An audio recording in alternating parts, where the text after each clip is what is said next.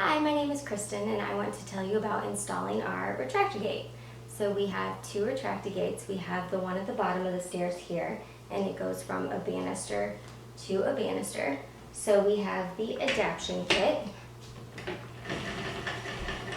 and the adaptation kit just literally ties off to the banister. Same on this side, and it is very sturdy, stable, in place. And then the gate just clicks right into the adaptation kit. Upstairs we go from a banister to the wall. So once again we have an adaptation kit on the banister, and then it is just drilled directly into the wall. We have 20-month-old twins, so I need to know that while I'm doing something with baby number 1, baby number 2 is not creeping up the stairs.